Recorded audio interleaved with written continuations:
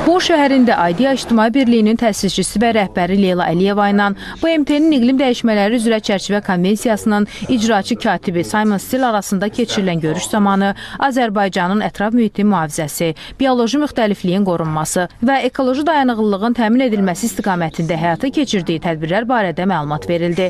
Aidiya İctimai Birliyinin sözü gedən sahələr üzrə layihə və təşəbbüsləri, o cümlədən biomüxtəlifliyin zənginləşdirilməsi, ətraf mühitlə bağlı maarifləndirmə tədbirləri, eləcə də nadir fauna növlərinin qorunması və ekosistemlərin bərpasına yönələn fəaliyyətləri diqqətə çatdırıldı.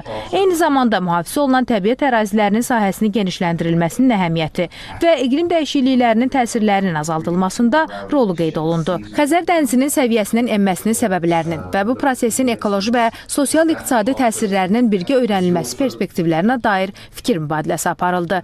Problemin qlobal iqlim gündəliyində daha geniş yer almasının vacibliyi vurğulandı.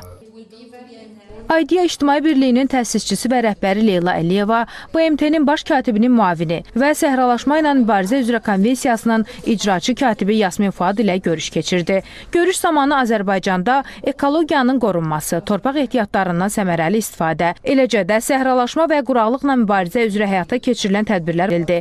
Aidiya İctimai Birliyi tərəfindən ölkəmizdə və regionda ətraf mühitin mühafizəsi, biomüxtəlifliyin qorunması və ekoloji dayanıqlılığın təşviqi istiqamətində icra olunan layihə və təşəbbüslər müzakirə olundu. Həyata keçirilən ağacəkmə aksiyalarının, yaşıllıq sahələrinin artırılmasının, mövcud meşə və ağac resurslarının qorunmasının, iqlim dəyişikliklərinin mənfi təsirlərinin azaldılması, torpaq deqradasiyasının qarşısının alınması və ekoloji tarazlığın qorunması baxımından əhəmiyyəti xüsusi vurğulandı. Xəzər dənizinin səviyyəsinin enməsinin ekoloji və sosial-iqtisadi təzahürləri ilə bağlı fikir mübadiləsi aparıldı.